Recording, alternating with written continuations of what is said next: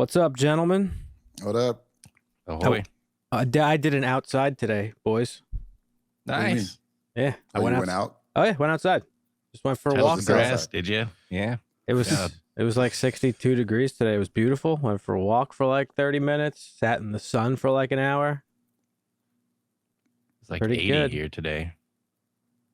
Damn.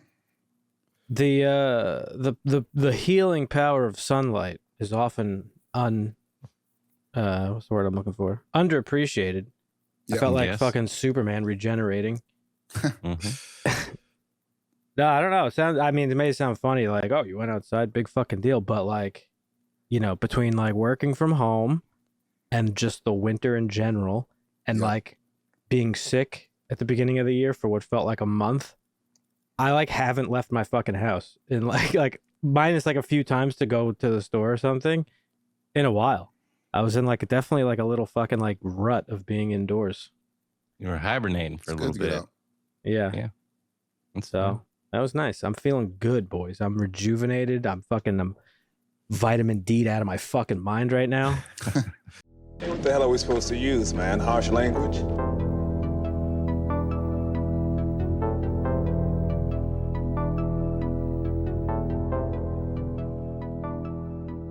Episode 82, Harsh Language Podcast, harshlanguage.tv. If you want to check out all of our links, you can go do so.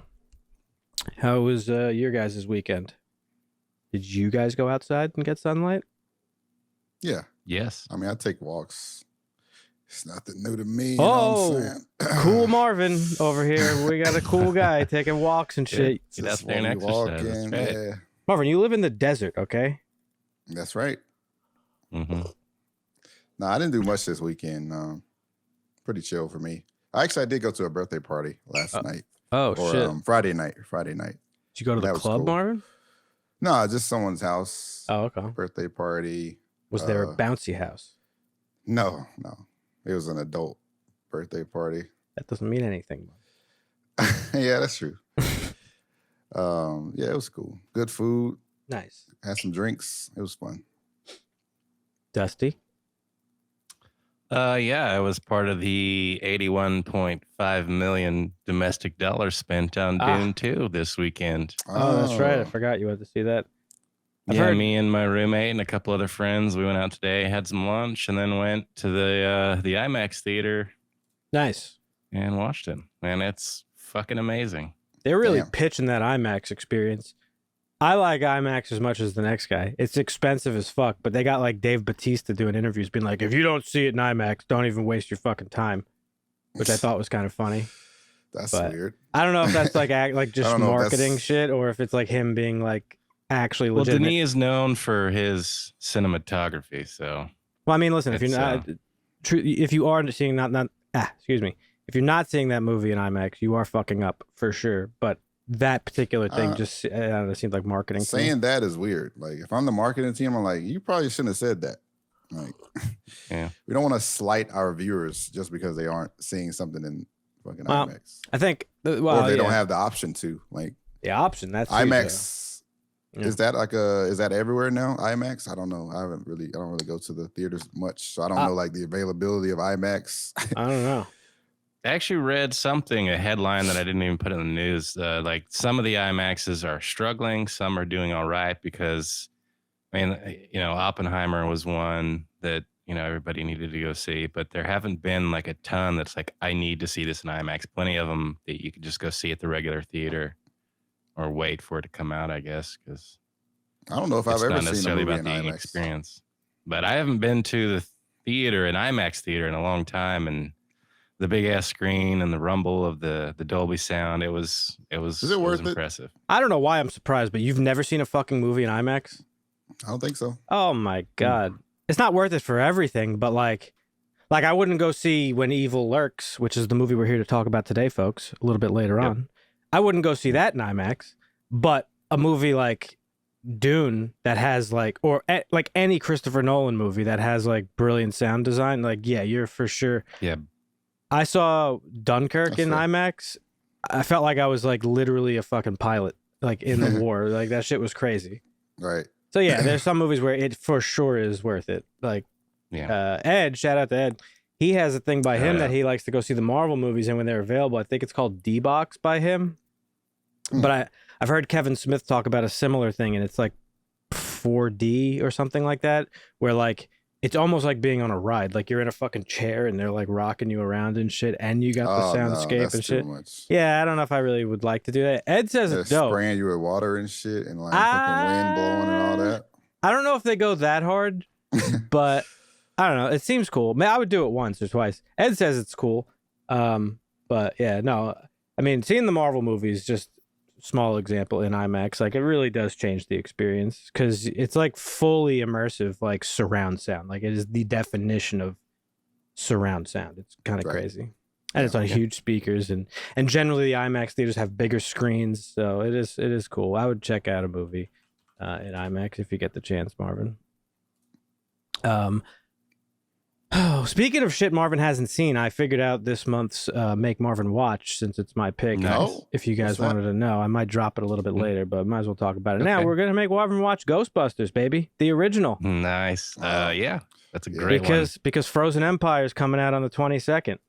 Saw the final trailer at the movie today, so it was really good. With the library goes, and then he meets her again. Then there was a Mad Max Furiosa trailer that I hadn't seen, but everything else was mostly stuff from the Super Bowl, so I'd already seen them all. So thoughts on Dune 2? I've heard nothing but good things. Yeah, nothing but good things to say. I don't really want to spoil it too much. We can talk about the numbers a little bit. 180 million, I think globally. It's 2 hours and 46 minutes. It could have been longer and I would have been fine, except towards the end, I kind of had to go to the bathroom because it's rough.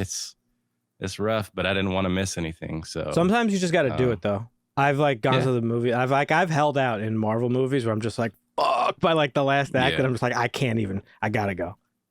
Yeah, I didn't have much to drink today, but when we got there, we went to the Warren Theater, and they have a bar there. So we went to the bar and sat down and had a drink, and they had some Dune type drinks. I think I had the Spice Sandstorm or whatever. It's basically just a spice rum with some gummy worms in it. Did you buy the weird as fuck popcorn bucket? No. Did not get the souvenir bucket, but and then had a tall can for the theater, and that lasted me the whole time. I didn't like. Oh, they served beer by you? One of our buddies downed theirs, and they had to go. But me and my other buddy, we hung it out and stayed for the whole thing. How much was that popcorn bucket? Like $40? I don't know. He just got a regular bucket of popcorn. I don't know. I didn't even look at. I didn't go to the concession. We went to the bar, and ordered our drink there to walk into the theater. Gotcha. So you enjoyed it? Yeah, I'm gonna go see it again when I go out to California in a couple weeks. Do you think it was better than the first one? Absolutely, yes. Oh wow. Yeah. It's been like I've been seeing like content about it online, and it's like there's like half people being like it's unironically better than the first one, like way better, and then like the other type of content I've been seeing is like people trying to explain Dune to people that aren't familiar with it, and I'm just like, watch the fucking movie. It was like, I mean, it blows David Lynch's out of the water after seeing I'm sure the first two. Now we've got one, a third one in the pipe already. Hans Zimmer's working on the score already. I think I mentioned that in the news last week, but we've got one more to go, and they really dive into it because there are some stuff that I'm not going to say because it's kind of spoilerish that they do go into this one. That's more like it's very good close to the source material. It's really good. Cool.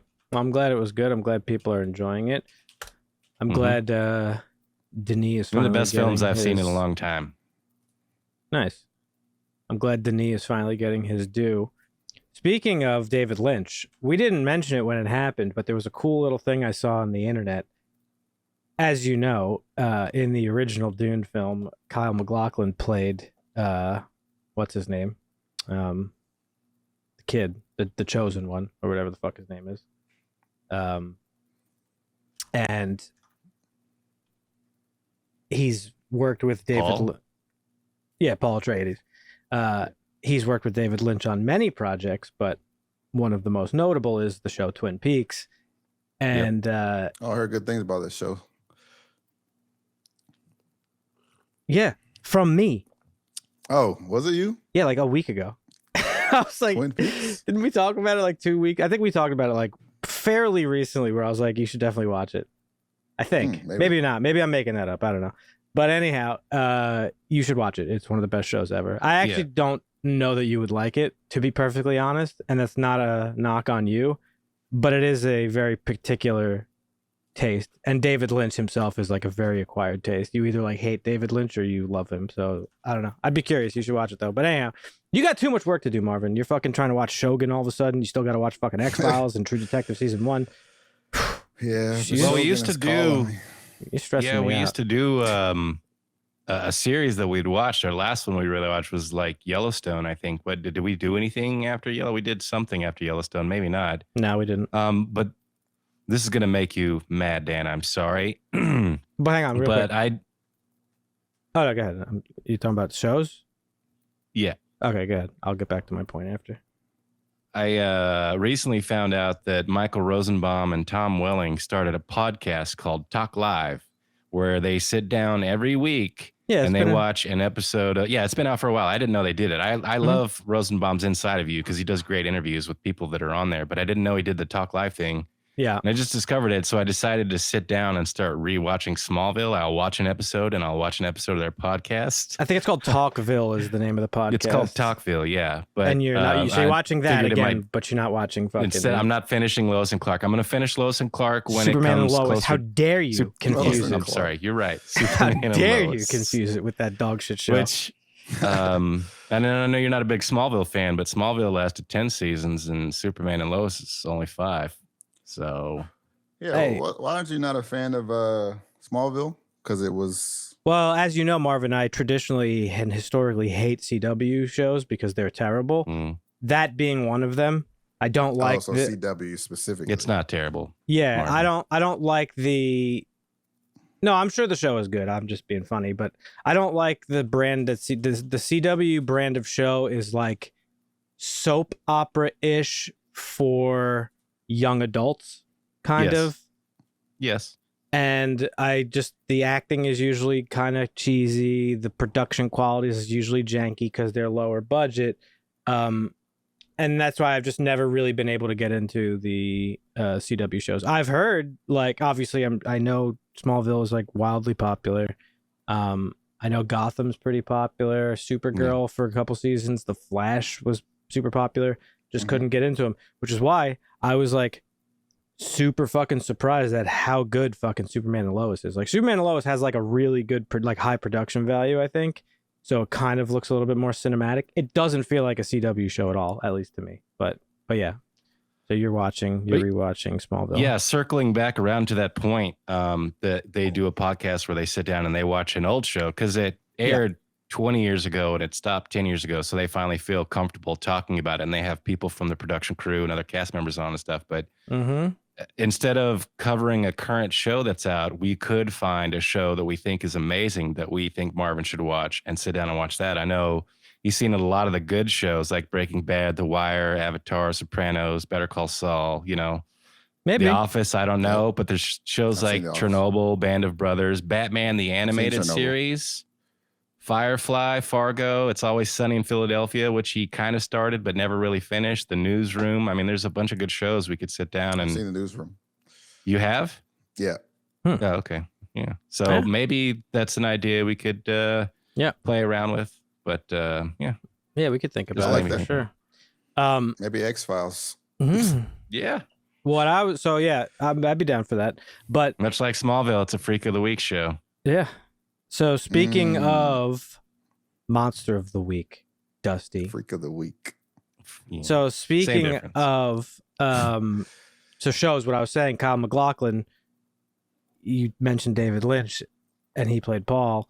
Well, in Twin Peaks, his opening line in that show is him driving into the town of Twin Peaks, and he's on his little thing, and he's like, Diane, February 24th, whatever the date was, I am now entering Twin Peaks. So Kyle MacLachlan is so dedicated to that show and that role on the day, February 24th, just a week or two ago, whatever it was, a couple days ago, he at 11:30 a.m., which is the time he drives into Twin Peaks in the show, he drove down the road where like they filmed that, where the sign is, and like there were a bunch of fans of the show standing on the side of the road, and he just like waved in his car. That's awesome. Yeah, that dude's a fucking legend. Oh, it's Diane, 11:30 a.m., February 24th, entering the town of Twin Peaks. So yeah, he's a cool fucking guy. Yeah, you mentioned David Lynch, so that. Yeah, speaking of anniversaries, we're coming up on our 2-year pretty close. I mean, today is the 2-year anniversary that The Batman was released in theaters. I know it didn't release digitally until April 18th. And I know we were workshopping what we were going to do. I don't remember how far after it came out that we actually recorded our first episode. I think the first show was in May. Yeah, okay. So it was out a couple weeks before we started. So yeah. Yeah, we have to think of we're coming up on it. An anniversary special or something. Maybe that'll be our first live broadcast. Maybe. Live on the internet. Yeah, so that's cool. You saw Dune. Marvin went to a party. I spent my weekend fielding comments, responding to comments on a recent video we posted about Avatar: The Last Airbender, which is very divisive, I guess, more than I thought. A lot of people really liked it. Seems, but weirdly enough, nobody who liked it could give me a single reasonable reason as to why they liked it. I didn't get one single and I'm not saying that like people offered examples that I didn't agree with. There just weren't any examples given. It was just like, you're fucking wrong, this is good. And I was like, oh, okay, that's it. So I was like, all right, I guess so, whatever. Yeah. So well, like I said, that show did some things all right. It did some things wrong, but I think one of the titles we were workshopping was, is this for casuals? Because this is a great window into like people that have Netflix that watch this are like, oh, there's source material. Let me go watch that. So that might make them go watch the original or maybe, Legend of Korra. So I still agree with Marvin, though. I think for the majority of people, most people aren't going to go watch a cartoon if they're not already inclined to do so. I feel like if you're into cartoons or animation, you've already watched The Last Airbender. I think it's one of those shows. Sort of like if you're into anime, you've probably seen at least a Studio Ghibli fucking movie. You know what I mean? Unless you're Marvin. Marvin's giving me that blank Marvin stare where he doesn't want to admit it. You don't even think Studio Ghibli is anime, so I never. I didn't say that. That's what you said, Dusty. I'm pretty sure this was during a recording. I've said the same thing I said about Avatar, but the opposite. I was like, it's not like straight up anime. Like fucking, it's not like Dragon Ball Z anime. No, it's a very unique style. But, you're boxing anime into like one style of anime. Anime it's like your horror genre. You've got 2,000 horror subgenres. When I think of anime, still anime. I think of anime based on. You think of like shonen anime, which is like based off of mangas and shit like that. Yeah, okay. Ghibli stuff isn't really that. I think you could agree, right? Yeah, no, for sure. Okay, it's different. Yeah, Spirited Away is one of my favorite movies of all time. Just throwing that out there. It's like great. Bourbon, right? Bourbon is supposed to come from Kentucky, or Scotch is supposed to come from Scotland. Anime is Japanese animation. Yeah. Stretching my legs. I'm a little fucking cramped from the walk today. So your favorite is Spirited Away. Yeah. Okay. That's a great one. Why? Do you have a criticism? No. Okay. It's fantastic. I don't have any criticism. Oh, you said it in it was like a setup type of tone. No, I think that's just like, it's like a cookie cutter one though. It's not like a. It's an easy one. I mean, I saw it when it came out, and I've been in love with it ever since. So, I mean, I like all the Ghibli films. It's not like same. It's not like I hate some of them. That's one that I watched. I mean, it came out in 2001. I was still in fucking high school. So like, right, which is crazy because it's so beautiful. Oh yeah. Like, I mean, I love Totoro. I love fucking The Wind Rises. Like, they're all fucking good. I don't think there's a bad one, to be honest. Yeah. Agreed. But yeah, anyway, I brought up the Last Airbender video because if you're out there watching this and listening right now, and you were either a commenter on that video who liked The Last Airbender, or somebody else who's just randomly hearing me talk about this, please tell me what you liked about it, because again, that was the whole point of me posting that, is like, or us posting it. I posted it physically, but we all talked about it collectively, is like, why is it getting such good reviews? Because I don't understand, but that's just me. A lot of it was, debate. I don't agree with you. I liked it, Mhm. but they didn't really go into why. Yeah, I think we gave pretty good examples as to why we didn't care for it. So I would just expect Yeah, you the guys same in did. return as a rebuttal. Can't wait to see the response we get from the Marvin shouldn't have been in the video because he Yeah. didn't watch it. Yeah. What are you even doing here, Marvin? That's the only thing we cover is Netflix Shows live that Marvin hasn't adaptations. watched, So Yeah. I was gonna say I can't wait to post the Night Country video, because we had like similar feelings on it. But that one, let me tell you something. Nah, I don't even want to talk about it. It's just this brand of like anti-woke content creators. We've talked about them before. I'll just like never get a like. I stumbled upon when I was doing like research for like what was trending for True Detective or whatever. I stumbled across a podcast with that guy, the Drunken Critic or whatever the fuck that guy's name is. Woke Critic. Woke Critic. No. That's somebody else. No. Oh, you're talking to someone else. Drinkers. Critical Drinker is his name. Yeah. Critical Drinker. Yeah. Oh, And he's a bigger guy, right? Yeah, he's a pretty big channel, and it's him and like a couple of other seemingly bigger channels. But these are like the most small dick fucking like snowflake dudes I've ever fucking seen in my life. And they themselves don't even have like this one dude's like shitting on Night Country, which to be fair, I did the same thing in our video, but it's like, make a fucking point. It all just comes back to the fact that it's about Native American women or Eskimo women, he keeps calling them, and just women in general. And it's like, bro, your content is so boring. And I don't understand. Maybe, I mean, I'm not saying we do good shit. It's just like that brand of content, whoever you are, is fucking lame. Get a life, bro. Get laid by a woman or a man or whatever it is you're into. Just get laid. It's crazy to me. And the comments are just filled with people like, oh, the message.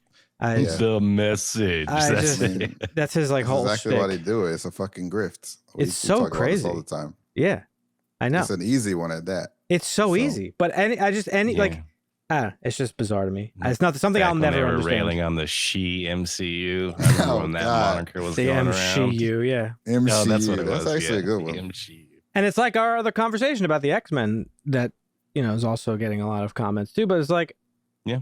I can't wait to hear they're already doing it. I sent you that guy whose article I found. Did you watch some of that guy's YouTube stuff that I posted last night?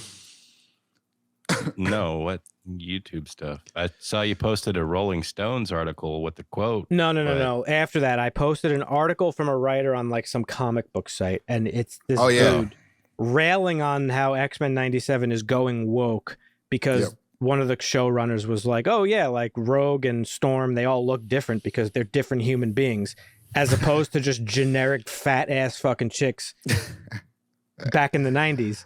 And he's like, Disney's doing it again. They're fucking going woke, and they're doing it for no other reason other than to not be sexy to men and like all this shit. And it's like, bro, you need to fucking like calm the fuck down. It's a cartoon. And it's like Intentional diversity changes as if that's a bad thing. and like how he's like upset that one of them is like a lesbian or something now, which like I'm pretty sure the character always was. I forget. Oh, and he was talking about not Metamorpho, that's a Superman character. Who's the dude with the white head in the trailer? He's got like like Morph is his name, I'm pretty sure. But now yeah, probably. so now Morph is like an like an ambiguous like gender fluid character, which is like non-binary or whatever. yeah, which the name is Morph, you fucking idiot. Who cares? So I just found this writer because the article was like insulting to read as like an intelligent person. And I went to his YouTube channel. It's just like all the same. It's just the same shit. It's just content about woke. It's like, bro. It's free money. And I made the joke in the thing. I hope I don't get canceled for this. This dude sounds gay as fuck. And there's nothing wrong with that. I just want to throw that out there. But there is a trend. All these anti-woke people, they are ugly or closet fucking homosexuals, and they just cannot live with themselves because they don't get laid, so they hate women. That's like the one brand, and then like the other guys, like it's like all these fucking Republican senators. You know they're getting blown by dudes in these private fucking backroom clubs, and then they go out and they're trying to make all this like anti-gay legislation and shit. It's like, bro, you're gay. No one cares. Just come out. You don't got to do all this shit. Do less. Demons. That's like it's That's crazy. all it is. Gotta Fighting appease the demons. Christian base. God almighty. Anyhow, that's my rant for the day. Harsh language. That's right. Yeah. Check out the website. Yeah, hit that like. It's good for the algorithm. I don't know if this is in your news, but I want to talk about it before the news, like separately. So I'm just going to bring it up now. Apologies if it steps on your toes. But in typical harsh Classic. language fashion, we record, and like 2 days later, something monumental happens. And this Never week, fails. this week was no different. And on Superman's 86th anniversary, James Gunn revealed that Superman Legacy is now being called Superman. Yeah, the name change and the suit So teaser. bold. That Or the, I guess the emblem teaser. yeah, he revealed that the film has now gone officially into principal photography, and Yeah, we talked about that last week, that it was going into production this week. Yep, and he revealed what is apparently going to be the crest, and I gotta say, I'm pleasantly happy. I was a little upset when I first saw the production. The name cards, we teased the thing. name cards, and we were Yeah. like, well, Marvin was immediately like, what the fuck is that? That shit I was think ugly was his as fuck. reaction. It was like, Well, it seems to be a hybrid of yeah. the classic red and yellow Superman crest and the Kingdom Come crest. It also looks very similar to the current animated show, My Adventures of Superman, which is like sort of like a little spin on the Kingdom Come emblem. But I liked it. I was a little bit nervous, but from that angle that they showed, I think it looks pretty cool. There was also another thing that came out. I don't know if you saw this, Dusty, but Rachel Brosnahan, who was playing Lois Lane, she took to TikTok and Instagram and posted a video of herself, and on either side of her is our Lex Luthor and Superman actors. Yep. But it was set to the John Williams Superman score. Oh, really? No. See, I'm in a mode now where Mm-hmm. I am not getting into like the teasers or the leaks. I'm trying to, like, if it's official news, like there was news this week that Wendell Pierce has been cast as Perry White in Superman. Now he was Detective Bunk Moreland in The Wire and I like Robert that. Zane in Suits. Was he the one? He wasn't the shit guy. No, right? No. Okay. No. Yeah. He's a great actor. He is. He's gonna play the formidable Perry White. The holy shit, this guy's a fucking crazy, like, hard ass Perry White. So I was really happy with that. Great. People are all up in Ghost. arms, of course. Zack Snyder cast, as Perry White. I think it's a white dude in the original, but Snyder cast the fucking Morpheus. Snyder cast. Yeah. Yes. And then now James Gunn has done Wendell Pierce. So it is it's a race swap, but people are going to be up in arms about any little thing. So I like the casting, and I'm looking forward to it. Yeah, I don't He's a care great about actor. that. Yeah, no, for sure. But no, the video that I'm talking about is just like, it's just them on set, like, to be like, hey guys, we started filming, but it just happens to be set to the John Williams theme. And it got me wondering, are they using the John Williams theme? And now, obviously I and Ed, shout out to Ed, and I don't know how you feel about this, but I don't think any score ever should ever be used for Superman ever again, because that is so definitively Superman at this point. I don't think. Yeah. There's I no mean, I reason think not you to could use get a it. current composer to maybe use it and put a little flair on it. Like if you had a Hans Zimmer or a John Carpenter, like use John it, Carpenter but being Superman. in No, but a that's- little bit of a different way, it would be amazing. But to use the original source and also change it a little bit, I would be okay with that. But I'm with, like, that is the Superman theme to anybody that grew up with Superman. Yeah, that's, I mean, yeah. And like, a lot of the Zack Snyder fandom, they have a really hard time accepting why that film is so definitively Superman and why Christopher Reeve was so definitively Superman. They just don't seem to understand it. And like, that's fine if you like a different thing, but it's not just because we grew up with it. It's because that like he literally embodied the fucking character. The movie, it changed fucking cinema forever and happened to be a great superhero movie and a great Superman movie and all this stuff. So here I am speculating now what this movie's going to be about. I think he is taking elements from all his favorite Superman comics, Superman for All Seasons, All-Star Superman, Kingdom Come Superman. Kingdom Come's a little bit of a weird one because, as I mentioned last week, Kingdom Come is a much older Superman who has to like get the boys back together. They're all old as fuck, geriatric superheroes coming together to fucking stop like the new wave of like young Thundercat superheroes who think they're hot shit and they're fucking basically vigilantes. So I don't think we're gonna get all that in Kingdom Come or from Kingdom Come. All-Star Superman is Superman fucking in the last days of his life, and I don't think we're going to open the DCU with that. No. So, yeah. And then I saw a video Ryan Airy did from Screen Crush talking about this. He was speculating the snow on his suit was like very much in your face and how that could be a representation of winter from Superman for All Seasons, which may hold some weight to it. But I did not watch that video. I thought it was a little silly that he's already trying to link it to things, and because you get a picture of the thing with snow, it was like my initial thoughts of seeing the picture is like, okay, is somebody throwing snowballs at Superman? Did somebody throw Superman down because he has a little bit of snow on him? Like, what's going? Why is there like snow? I think on the his obvious would be that he's just at the Fortress of Solitude. Yeah, Right. maybe, and he's just standing outside for so long that the snow builds up on him. But Right. I don't know. Yeah, we'll see. It's interesting. Funniest thing to me was people saying it looks like a basketball. Like, yeah, it's like, what are you talking about? It doesn't look like have you ever held a basketball? It doesn't look like that at all. Yeah, that was funny. You saw that too? Yeah. Or did you see me replying to it? Probably saw you replying to it. Final thing I'll say on Superman, I like that he changed the title to Superman. Okay? Yep. Just simple. It is what it is. It's Superman. Okay? Yep. And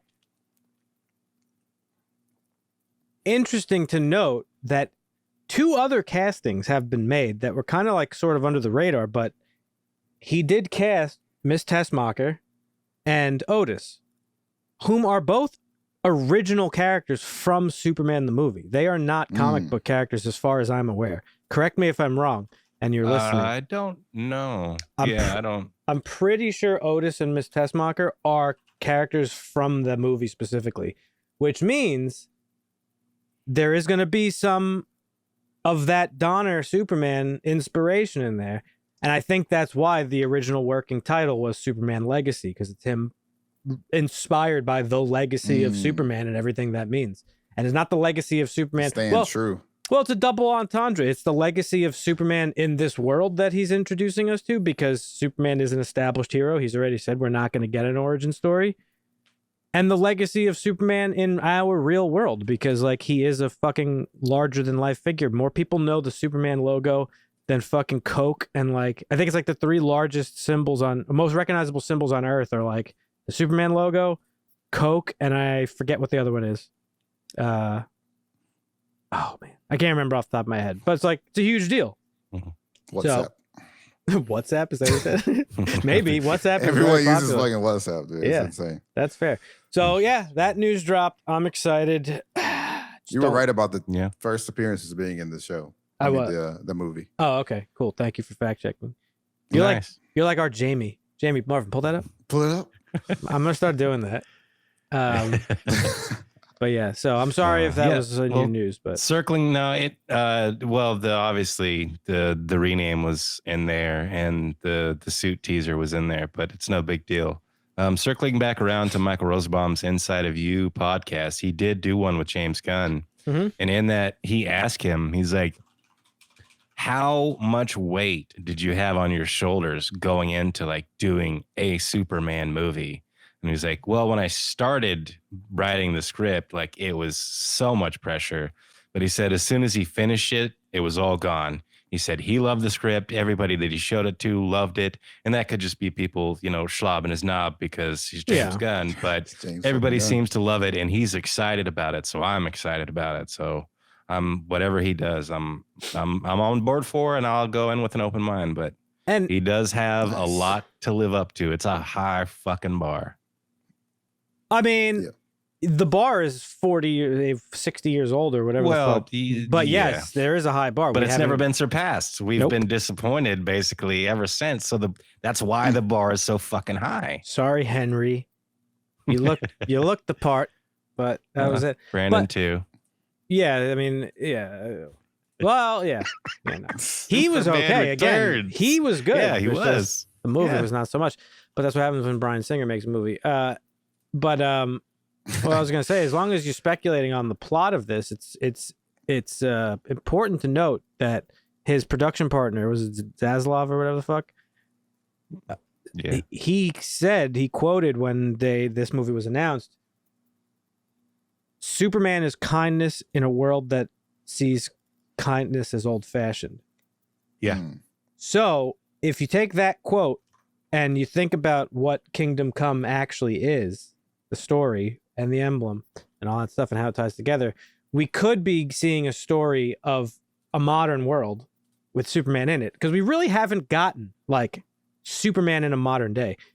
If you think about it, the 1970s is still like archaic. Like Right. I don't see the 70s as like, this is going to sound funny, but I don't see the 70s as like civilized. That's wild. Well, but hang on, let me Keep going. finish. Because of the lack of technology and because of like where the culture was, we had only exited like the 50s and 60s. Like in the 50s, we had like this big fucking boom, right, of technology. It was the fucking, the fucking everything was the world of tomorrow, the city of tomorrow, the fucking thing in tomorrow, microwaves, this, that, and the other thing. The 50s was like a booming time, and the 60s was fucking Vietnam and fucking all this shit. 70s was civil rights. Yes, you had the civil rights movement. So it was like an era of upheaval, and the 70s like didn't even really calm down. So like Disco. Like the 80s and 90s to me even is like when like, I guess it's like I'm seeing it as like not even a precursor to what we live in now. So my point being, and what I'm saying makes no fucking sense, but it kind of does. It was still like an era of like upheaval and like not just settled into like what. I mean, even in the 80s and 90s, I mean, that was like peak crime. That's when every era is, even the current era we're living in now. I mean, look what's going on. But my point being is we haven't really seen Superman in a modern world. And I guess the point I'm trying to say is the 70s to me isn't modern. I think when like if you were to define modern, I think modern probably started in like the 90s. I mean, subjectively, you're not wrong because you're watching it past tense, where it was modern at the time because that was like you did like it is subjective. 2024 is modern to us, so obviously the 70s isn't going to be modern to us. We're going to think, but if they make a Superman 20 years from now, there's going to be some fucking assholes just like us on a podcast saying, man, that James Gunn Superman was not made at a modern time. Well, no shit, because it's in the past. That's totally fair, but I think the it's like diminishing returns with these fucking advancements. So I don't know. Totally. Like, what's the next big advancement? Some of them do hold the test of time. Like the original Superman movies, they fucking hold up. Yeah. We still think. What were you even though it wasn't modern, it holds up. I was just gonna ask, what are you expecting to be different with the modern take on Superman? Well, so hang on, right? So my argument is that we haven't really seen Superman in a modern world. Yes, modern is subjective, but we haven't seen a Superman in a world that has, outside of the comics, that has to deal with like the overabundance of technology and like really the world like on the brink of nuclear annihilation. Superman 4 like tried to deal with that, but terribly, because Superman 4 is a terrible movie. The divisiveness of social media and how people are going to react to Superman on social media. Exactly. Like, that's going to be in there. To his credit, Zack Snyder tried to present this modern world with Superman in it in a way that I think was pretty realistic. You know, there's sections of Batman v Superman where you're hearing like the talking heads on the news, and you got Neil deGrasse Tyson, and people are debating like whether or not Superman should be welcome here. Like that stuff in Man of Steel and Batman v Superman, I loved all that stuff because that's what would happen if we discovered an alien's been living among us. That would happen. Highly contentious and debated for sure. Even if we saw him on TV saving millions of people and ending wars, like there would still be that debate, right? Because that's just how humans work nowadays. What are we going to get this time? We're going to get Elon Musk's tweets about Superman? Is that what? So I actually do love that part of the Snyder stuff. I don't want to, but what he also did that fucked it up, he had it, he was close, but he didn't quite pull it off because he also, instead of having Superman be the character that he always is and always will be, no matter what the worldscape is like around him, he will always be above all that shit. And he, in Man of Steel, in those movies, he lowered Superman down to the rest of us. And that's not Superman. Superman is always the best of us. He will always be the shining light. He will always be the person that brings He ruined hope. that trucker's life. Yeah, just fucking impaled his truck on a fucking stake because he fucking tapped a chick's ass or something. Anyhow, I don't want to go off on a Zack Snyder tangent, but to answer Marvin's question, we have not yet seen Superman in a modern world like that. And if you go back to Christopher Reeves and his many quotes on Superman, because he loved playing the character, I put it at the end of our Superman video on YouTube when we watched the movie, and you watched it for the first time, Marvin, where the interviewer asks Christopher Reeve what Superman means to him, and he's like, he's a friend. He's a friend. You know, he's like, we've moved out of like these rural communities where we would trade with fucking horse and carriages to these big cities, and everybody's afraid of their neighbor, and like like being personal amongst our community is diminishing.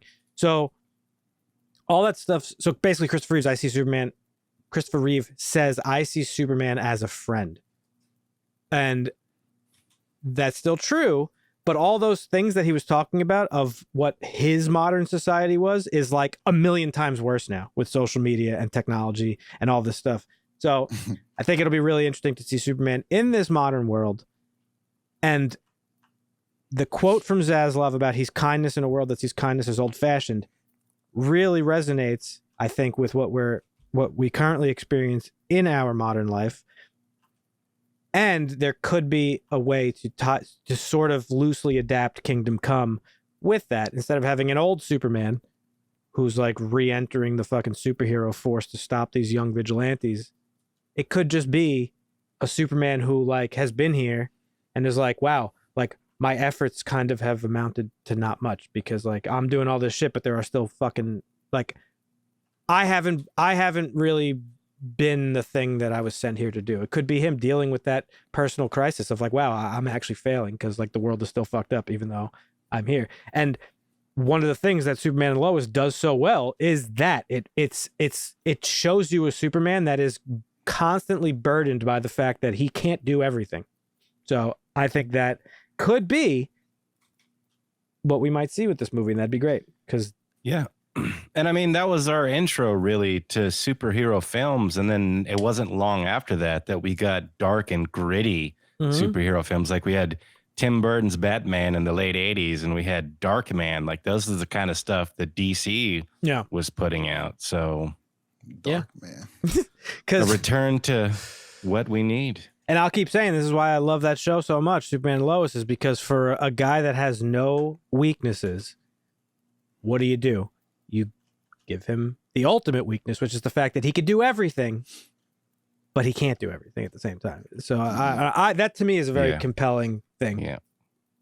My favorite scene still in that show is, which I mean, it's him as a father. Like when he finds out that, his son's truck gets stolen and he put hands on his son and he put hands on his wife and he just walks into the diner and he's like, don't do that again. Yeah, he's there as a father and a husband, not as Superman. And he says so not as Superman. He says as much to Lois. She's like, oh, this situation doesn't call. Right. This isn't a situation for Superman. He's like, oh, he's not going. So that's like. Well, I think that's one of the reasons, like, why Smallville was so successful, because this is not a story about Superman at all. Tom Welling does not play Superman ever. No, He it's plays Clark Kent the whole time. He's a kid. And it starts out with like, he's a kid and I want to play football, which is like something you see in the movies. And they tackle him being Clark Kent and trying to grow up in a world where I have superpower. You know, I don't think he learns to fly till the very end, if at all. But they tackle all this stuff and he knows, you know, he slowly learns of his abilities and shit. But I don't know. Well, I've never watched a single episode, but it always seemed to me like it was tapping into the Spider-Man appeal, which is Peter being Peter. Like, well, this aired like, I think like not right at or around 9/11 is when it first came out. And that was one thing, like, you know, the country rallied around our president at the time, but having a hero on television that you could lose yourself into, that was Superman, or not necessarily Superman yet, but a morally just character that you could rally behind. Like, that's, I think, why Smallville was so successful. It was one of those. Was it great?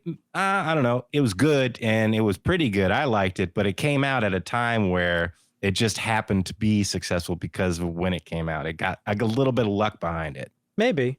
But I also think, as I was saying, I think it has that appeal of Peter Parker and Spider-Man and Miles Morales, for that matter, of like, hey, I'm just a fucking kid and I got fucking bit by a radioactive spider, and all of a sudden, like, I have this responsibility to like use my powers for good, but I also want to be a kid, and like, I can't have both things. Like, that's the tragedy of Peter Parker, right? Is like, he can't have both things. He can't be Spider-Man and be Peter Parker successfully. And that's the thing he's always trying to juggle. And he will always make the sacrifice to be Spider-Man over his personal life. And his personal life is always suffering. Like, that is Peter Parker. Yep. So I think maybe that was, at least from an outside perspective, what the draw of Smallville could have been, is as Clark's growing into his powers and he's starting to realize that, like, oh, wow, like, this is going to be tough. But yeah, I'm excited for Superman. Oh, man, I hope he doesn't let me down. Hasn't let me down yet. And we'll see how it goes. All right. Well, so, after that, we got a couple pieces of news left in the WB area. Let's get into it. As well. Hit us with the news, we'll start Dusty. there. Some interesting news. I don't know how they're going to do this, but I don't know if you saw this as well. Kevin Conroy's Batman and Mark Hamill's Joker will appear in Together One Last Time, the Justice League Crisis on Infinite Earth Part 3. Part 1 is already out. Part 2 comes out April 23rd, 2024. Part 1 is pretty good. DC does very good with their animation stuff, but there's no release date for Part 3, but apparently both of them are going to be in Part 3. How they're going to do that, or how they're going to tackle that, I don't know, but it'll be interesting. I mean, I assume they got him in to record a lot of that, like, before he died. Possibly. Like, it was already probably in production, I would imagine. Maybe not. Given that they're basically, I mean, one's out and two's coming out pretty soon. Those were both already done. So, and then 3, they're probably finishing production. But did his estate give permission to use his voice, like with AI or anything? I don't know. I don't think so. That's the question, is I don't know how. The report really, there's not a lot of information on it. Maybe I'll check into it and look more, but it just really said that they're going to be in it, because we really don't know anything about Part 3 yet. We don't know when it's coming out. We don't know the plot details because we don't know what's going to happen in 2. So that stands to be seen, but who knows? We'll see. But it's good to see, shout out Kevin Conroy. He's going to be Batman one more time. Yeah, that'll be emotional. Yeah. And then the last piece of Warner Brothers Discovery news is not really Warner Brothers Discovery news, but they have halted merger talks with Paramount Global. Paramount's been shopping themselves around. Oh, yeah. I saw that apparently, as well. Skydance Media is still doing their due diligence to consider buying out Paramount. Comcast reportedly does not want to buy them, but they would be open to consider bundling or merging the content with the Cock, aka Peacock. And Paramount Plus, but Paramount Plus, they hope to be profitable, I guess, domestically by 2025. They were posting their numbers in a conference call. They had a streaming loss of $490 million this year, which is Sheesh. less than the $550 million that they lost last year. So they're losing less money, and they hope in the next 2 years that they'll be profitable. CEO Bob Backish, he's talking about reducing the churn rate and the content cost. And they got to play around with some stuff during COVID to figure out how to cut those costs. So it looks like they're trying to turn it around, but Paramount Plus is still for sale, but WB is no longer interested. And that's the last bit of WB news we have. All right. On to Disney. We got an update from Tim Blake Nelson on his character Samuel Stearns, or the leader in Captain America: Brave New World. Oh yeah. This is his quote. He says, we're really excited, had a great time filming it. And I worked with the Marvel team and this wonderful makeup artist named David Atherton, whom I've collaborated with a dozen times now. I think people are going to be pretty excited about what this guy looks like and what he has to say and what he does. All power to the amazing team over there at Marvel. So yeah, he was in 2008's The Incredible Hulk, and he had a cracked head, and he got some Hulk juice in his head, and his head started transmutating or whatever. But Captain Hulk America: juice. Brave New World, yeah, comes out February 14th, 2025. Tim Blake Nelson is in it, and he says we should be excited about Samuel Stearns' character. So that should be interesting.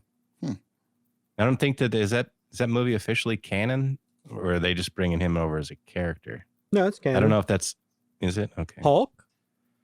Well, no, Hulk is canon, but we had the Hulk and the Incredible Hulk, which is David Bana and Eric Bana. No, the Eric Bana one's not canon. The one with the fuck Rounders guy. Yeah. That's canon. Edward Norton. Yeah. Yeah. Okay. All right. Which is why people were fucking so. I mean, I don't even know if it I think there was some rumors as to whether or not what's her name Ross is coming back. Thunderbolt Ross's daughter. Yeah. So I don't know. Who was played by Liv Tyler in that movie? Liv, yes. She's not like a small actress. It's weird that they just never brought her back. Yeah, I don't know. Okay, during an interview with Games Radar Plus, Stellan Skarsgård shared that Andor Season 2 will, quote, probably be out towards the end of the year or early next year. Now, this was delayed due to the strike. It was supposed to come out August this year, but obviously things happen. But this is going to be the last season. Good. He says it ends where Rogue One starts, so there will be no more seasons. So we're going to get 2 wonderful seasons of Andor, and that's it. So okay, I like it. Nice. That's it. Yeah. I don't even need a second season. What do you guys think? Will it be better, or will it just kind of? I don't know. Depends. I mean, season 1 is might be hard to top.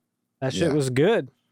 I think they're going to sprinkle more Easter eggs into season 2 because it's coming into Rogue One, so we may get more. Well, they have crossover characters. They have a lot of ground to cover, and I would imagine season 2 will be more about how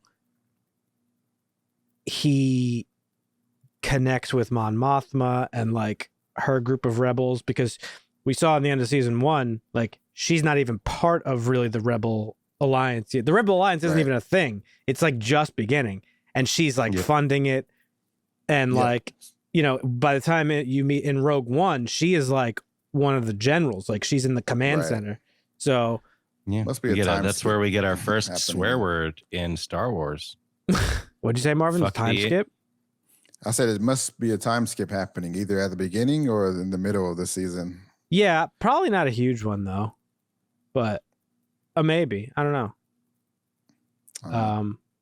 I just want to see more fucking revolutionary propaganda. My shit. Right. That's good. What were you saying, Dusty? I'm sorry. You said the first curse word? word? Oh, no. I was just saying we got our first curse word in Star Wars where, his mom was like, fuck the Empire. They let her say it, and then they blipped it out. That was the first time ever that they used profanity. But so, season 2 coming out probably the end of the year, but maybe early next year. So we've got that to look forward to. So maybe we'll talk about that. Okay. But that's still a long ways away. They also Disney they announced the official start of production of Tron Ares. This is the third film in the Tron universe. I haven't seen Jared any of Leto them. starring in this. It's weird because they're cutting in half, so maybe we'll get the fourth Tron film in about 7 years or so, because the first Tron film came out. We got a sequel about 30 years later, and the third Yeah. Tron film is coming out 15 years later, so we're getting Half-Life Tron movies. But yeah, Joaquin Roning is directing. I don't think 2025 release date. So we got that. Nice. You're a Tron fan.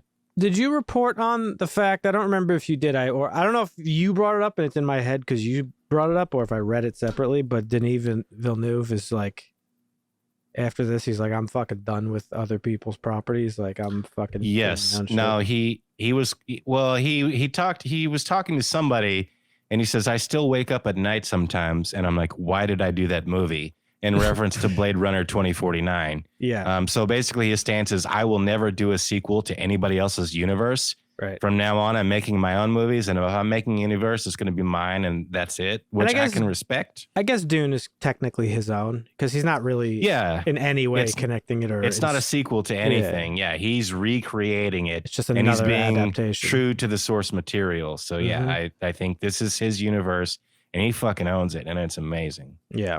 Some news about the Fantastic Four.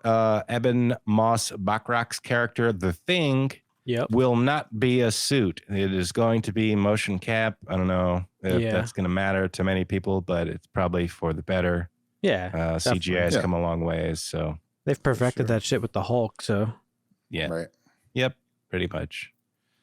And then here's one for you, Dan. You're gonna like this one. Speaking of Spider-Man, John Semper Jr., who is the primary credited writer for the hit 90s Spider-Man, the Amazing or the animated series. I saw this. He was asked on X, would you be willing to bring back the franchise, like a Spider-Man 98 or 99 or whatever it would be? Yep. And his response was, all they have to do is call me. I'm here. I'd certainly consider it. Now, this is an interesting one for me because I don't know which side of the fence this falls on, Dan.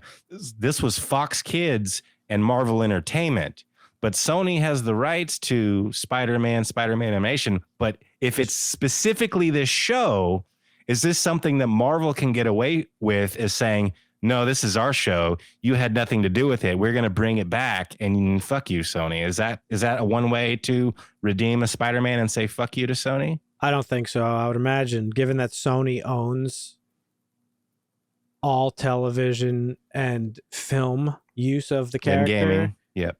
I think that it's probably that would be their thing. Yeah, but I think he said Marvel Studios. Studios needs to call me, but they're the creative force, right? But they got bigger issues, because I've been seeing all week. We talked about it last week. Apparently, Sony is like really pushing Kevin Feige for Spider-Man 4 to be like a multiverse film again. Yep. Like they're really pushing for it. Sony is, and Kevin Feige. Some people are saying Sam Raimi and Tobey are going to be Spider-Man. In fact, the guy who plays Sandman said, I think Sam Raimi and Tobey will do Spider-Man 4, but the MCU Spider-Man 4 was according to sources, Feige wanted it to be, like I said, a street level thing where him and Daredevil team up to take on Kingpin. Yeah. But Sony's like, nah. We want to capitalize on that multiverse shit. So I don't know.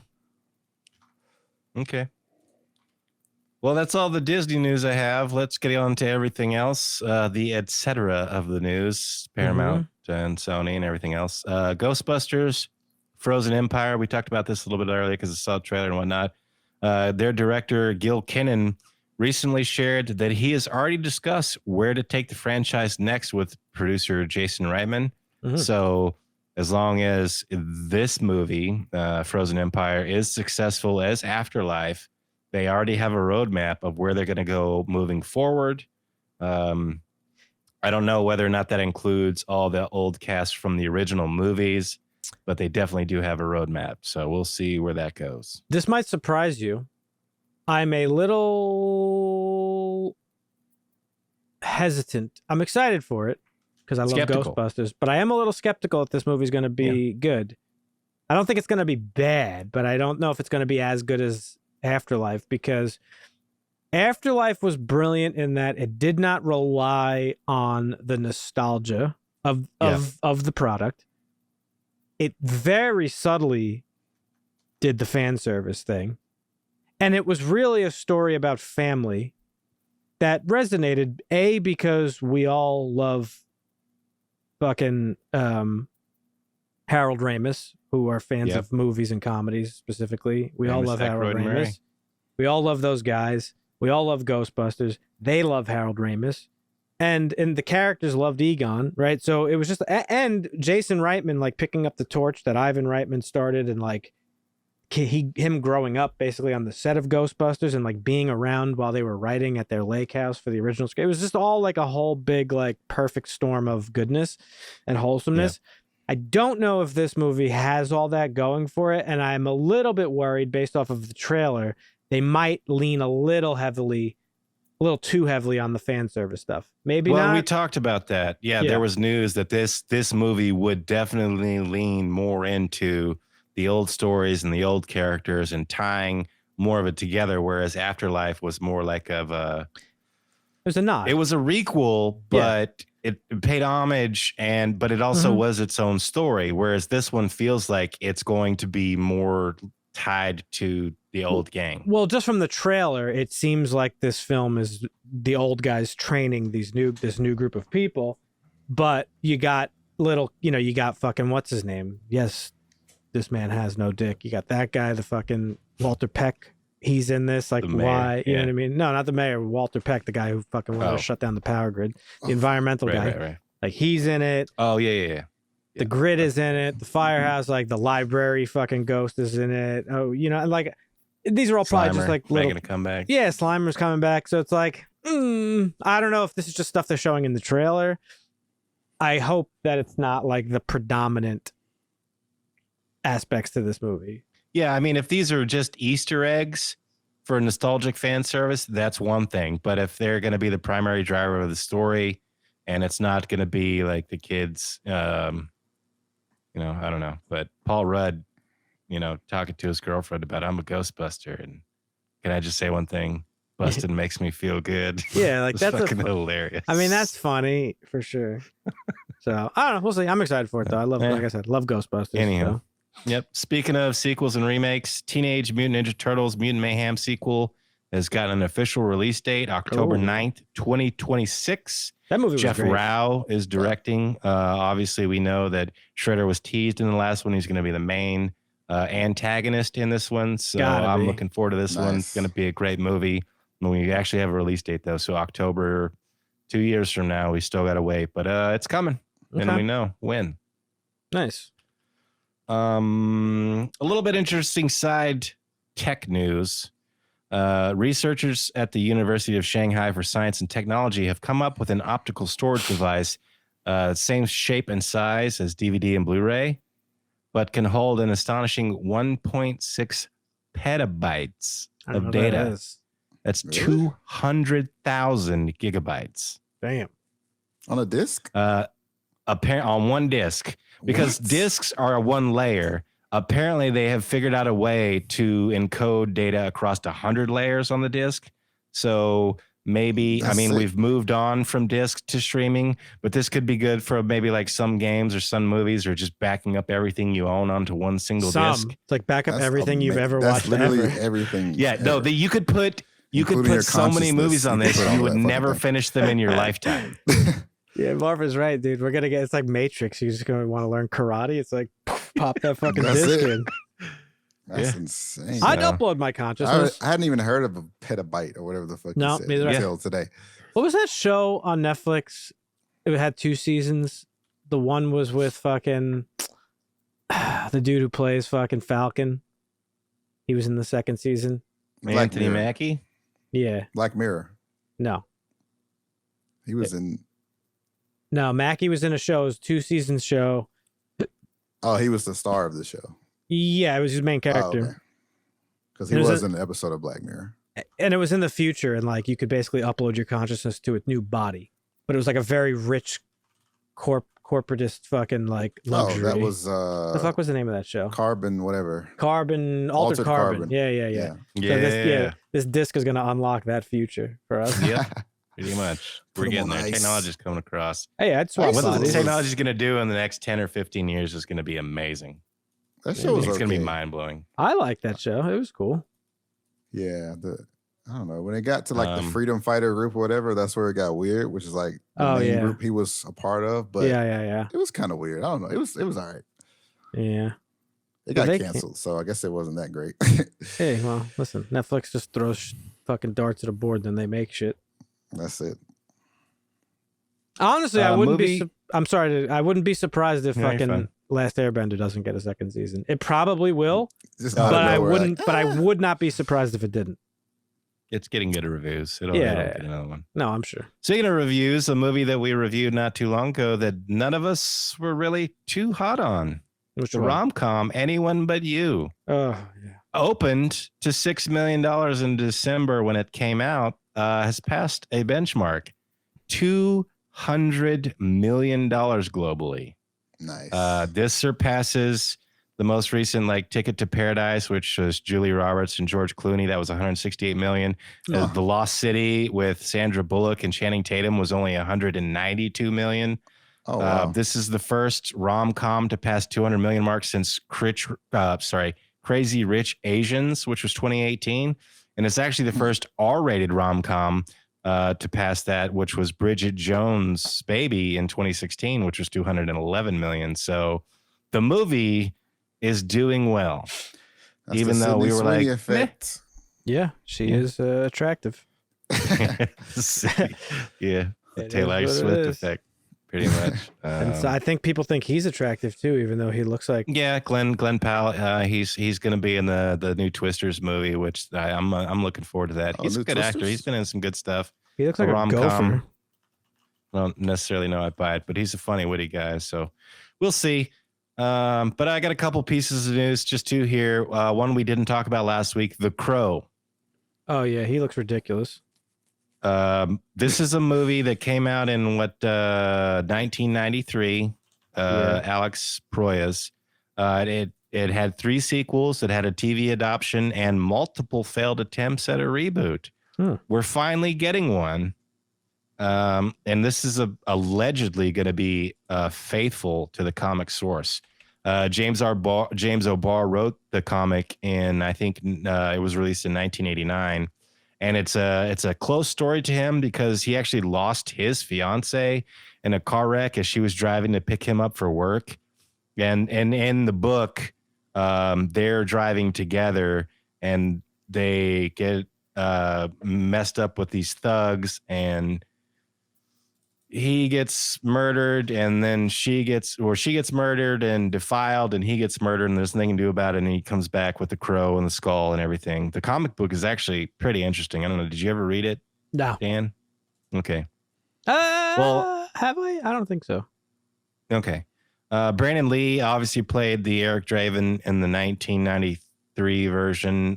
Bill Skarsgård is playing the current one, but some of the actors that they teased or considered or tried out, and some of the failed, or this one, were Jason Momoa, Norman Reedus, Bradley Cooper, Tom Hiddleston, Stan Witwer. But apparently Alex Proyas is not happy about this. According to the pictures that you were like, this looks like every guy in LA, I think is what you said. Alex Proyas had some similar comments. He made a Facebook post where he's poking fun. He said, Eric Draven's having a bad hair day. Next reboot, thanks. And in the comments of that Facebook post, he also said things like, I guess he's supposed to be a bad mofo with all those tattooed werewolves and skulls on his jacket. Well, at least he still gives me a good laugh. I thought they were going to take a dump on Brandon Lee's legacy for a moment. So he's shitting all over this. The movie was great, but it ventured far off from the comic source. And this is supposed to be true to the comic source, so it could be a good adaptation, but the original director not happy. I mean, he just looks like Jared Leto's Joker. That's what I was thinking. He's a rock musician who You could be a rock musician and not like This is just like it's such a cliche. I have good friends with some LA rock musicians, and I think Detroit is where the story originally takes place. So that's neither here nor there. But I've seen plenty of LA rock musicians who have this fucking look and feel. So it's not that far fetched. I would put money on the fact that this is gonna feel like a fucking Morbius type of movie, and it is not. Maybe. I don't know. But okay, you know who's in it? Well, the last bit of piece of news I have, and this is something that Dan likes to. So go ahead. Danny Houston is in it. He was the fucking rich guy from Yellowstone, the first villain of Yellowstone. Yeah, right. Sorry. So go ahead. What are you gonna say? The last piece of film, and this is a moniker that Dan uses. We don't talk about politics a lot on this podcast. Nope. But I'm going to talk about them right now. Oh, shit. Argentina's film industry has been hampered by its own institutions. The National Institute of Cinematic and Audiovisual Arts, also known as INCA, is basically the funding device for film industry filmmakers. And even young filmmakers coming up are told that this is the only place you can get funding for films. They take like a 10% cut of every movie ticket, and they have high taxes on the entire telecommunications business. And they were also actually seizing funds from streaming services, causing higher prices and unaffordable model for filmmakers and watchers in the region alike. Movies in Argentina basically kind of went to shit. Now, there have been some good ones recently, but the money they collect is supposed to be going to producing more local films, but an estimated like 70% of it goes to administrative fees, and they operate at a deficit. Like, this is like a corrupt organization that's just fucking getting rich off the films that are actually being successful in Argentina. Most of their highest rated films that come out of Argentina are from the 90s and early 2000s. But like I said, there's been a couple good ones. Argentina 1985 is a great movie. I recommend both of you guys watch that. This is about the Junta's trial, where the military dictatorship that took over in the late 70s, early 80s, like they went to trial and they were found guilty. But because it was still a corrupt government, the president that took over, I think Perón, he basically pardoned all of these guys because the way that things were. But it slowly delved into a socialistic regime. Let's go. And inflation kind of hit almost 300%. And they were really having problems. And filmmakers were saying that trying to make a film in Argentina, it was not about making movies. It was more about making propaganda for the government. Nice. But recently elected and highly popular libertarian president Javier Milei is hoping to change all that. He's talking about bringing in private funding and putting shackles on the administrative fees and reducing the overhead and trying to revitalize the Argentinian film industry. And that includes, like I said, there have been some good movies out. Argentina 1985 was 2022. And then we also have Evil Lurks here. When Evil Lurks is another great Argentinian film. So we'll see how that film industry goes. Maybe there'll be some good ones, maybe there won't. But the socialist policies of the government was drowning the film industry, and maybe it'll turn around. Take that, leftists. Yeah. All right. Well, thank you for the news, Dusty, once again. Mm-hmm. And yes, this week we are talking about Argentinian possession horror film When Evil Lurks. Demián Rugna. I had heard very good things about this movie. Mm-hmm. I was excited to watch it, but I seem to be in the minority in finding it rather disappointing. Let's talk about it. This is, in fact, directed by Demián Rugna, written and directed by Demián Rugna. It stars, we got Ezequiel. It's weird spelling. Ezequiel Rodriguez as Pedro, Demián Salomon as Jimmy. And that's pretty much the only credited people in the film that have pictures, so they're the only two I'm going to name. And when a case of demonic possession threatens to spread throughout the area, Pedro attempts to get his family to safety, but being an idiot, he only succeeds in exposing them to the evil. Yeah, so I'm a little disappointed. I want to hear what you guys have to say first, and then I'll get into that stuff. Marvin, okay, kick us off. Oh, this movie. See, I enjoyed the movie. Mm-hmm. I did not enjoy how stupid the main character was at all. Yeah. I was very interested in the idea around demonic possession spreading like a fucking kind of like a zombie virus or something. I thought that was cool. Mm-hmm. And I don't know if I'd ever seen that take before in like a possession type of movie. So that was cool. Yeah.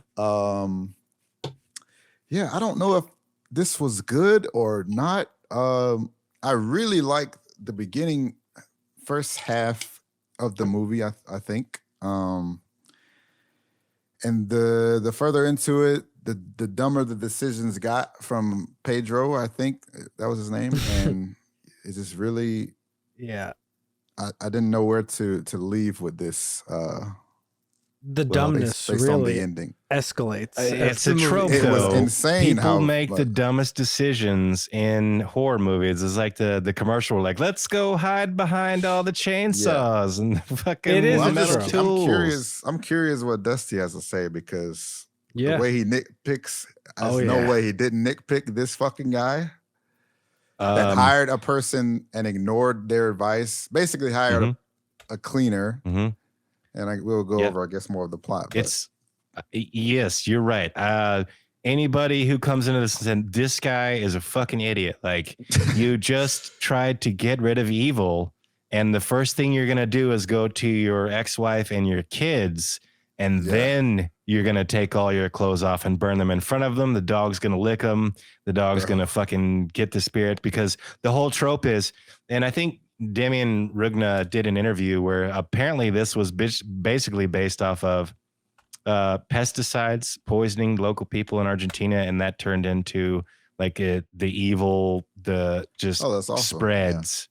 I have quotes about that. But that kind of explained it to me enough. Well, not in that interview, but the way that they talked about it, and you know, there's rules to it. You don't really learn that, but the evil spreads through animals, spreads through electricity, spreads through its own fucking goo. And you can say that, yeah, this guy is an idiot and he's making dumb decisions, but it's also the evil that is afflicting him, that is maybe coercing him. So I think it's a clever way to explain away the annoyance of, why would you do something that stupid? Well, you're somewhat afflicted by the evil that is traveling around. So I didn't necessarily have that big of a problem.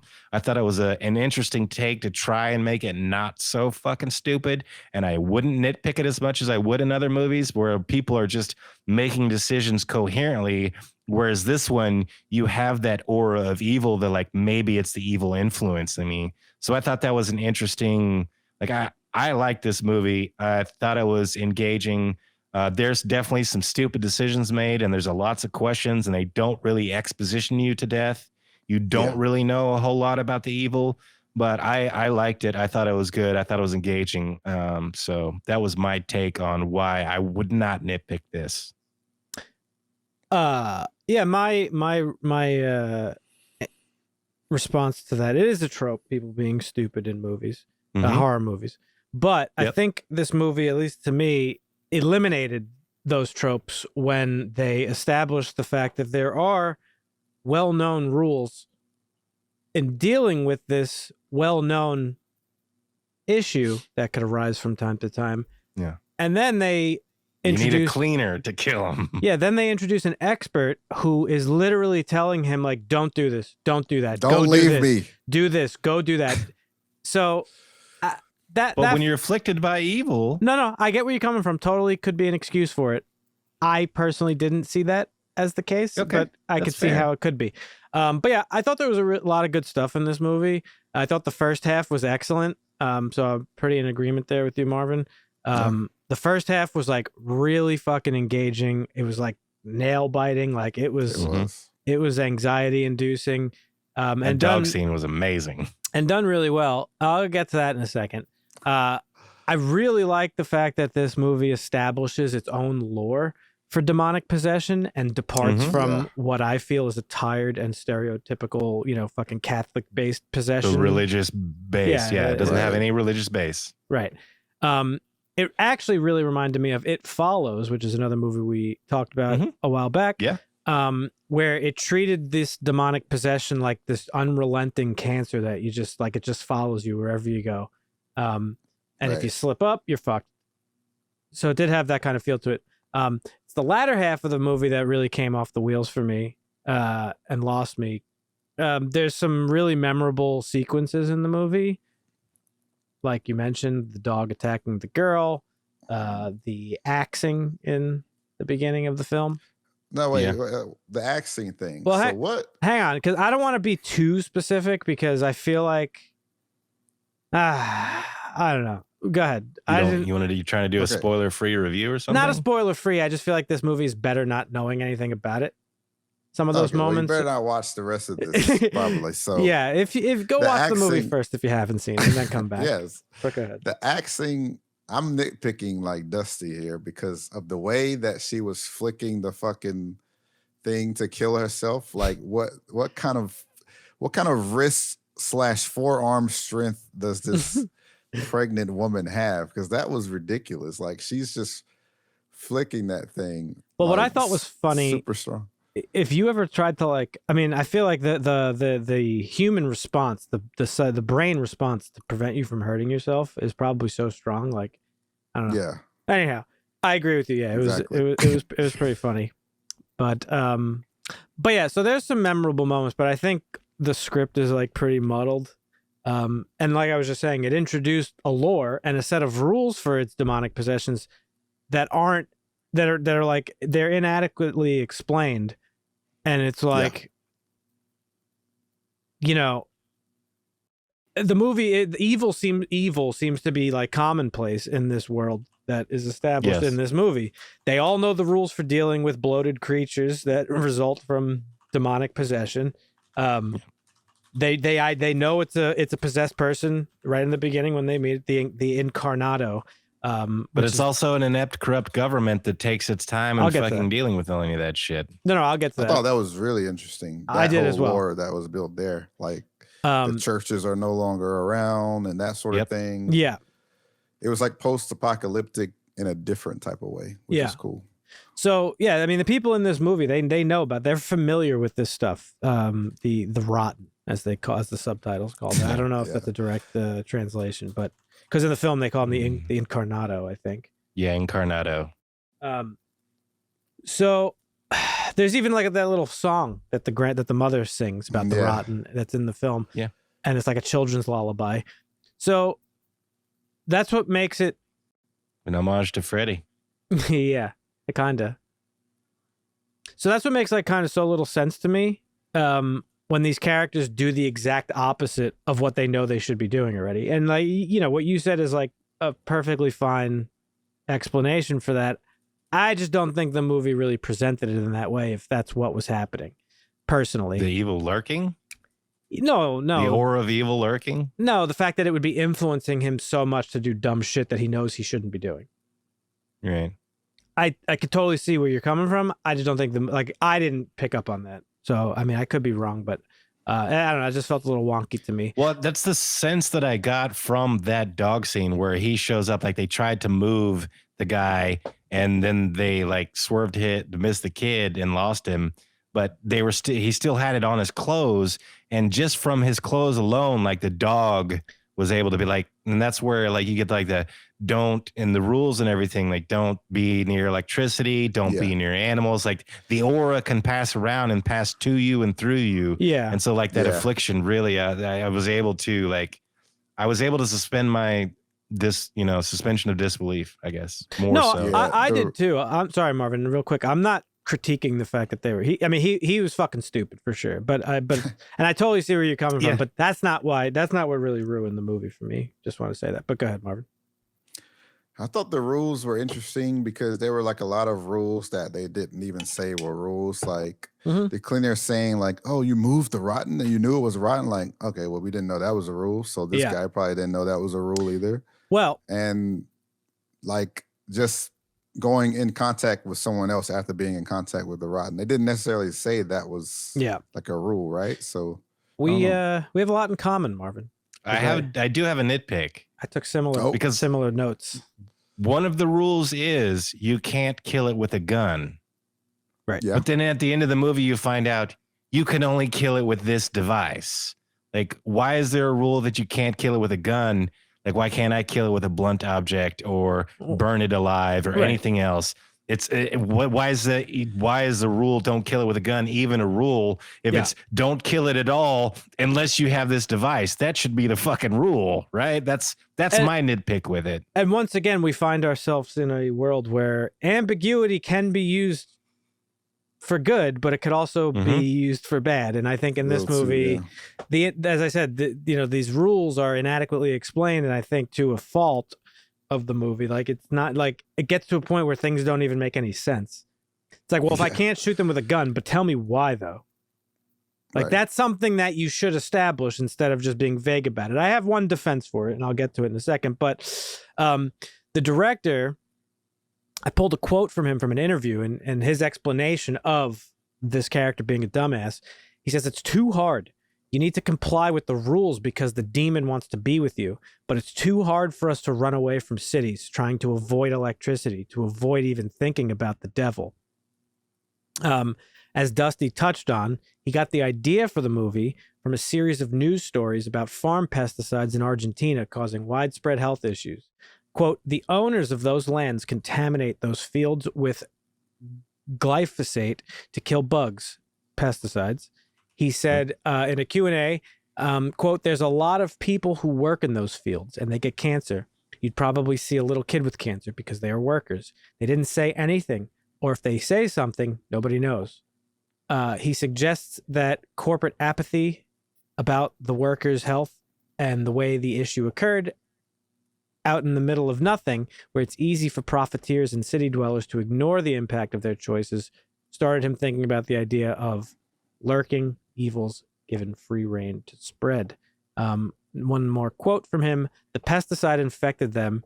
Kids were born with cancer. Sometimes you see something in the news, but then there's nothing more to say and you forget the image. They're in the middle of nothing, the middle of poverty. They must do work for less than a couple of dollars, and they're all ill. After you turn off the television, you forget, but they're still there. They're still probably going to die. So he goes on to say, it happens too often that people who work the land get abandoned by the system.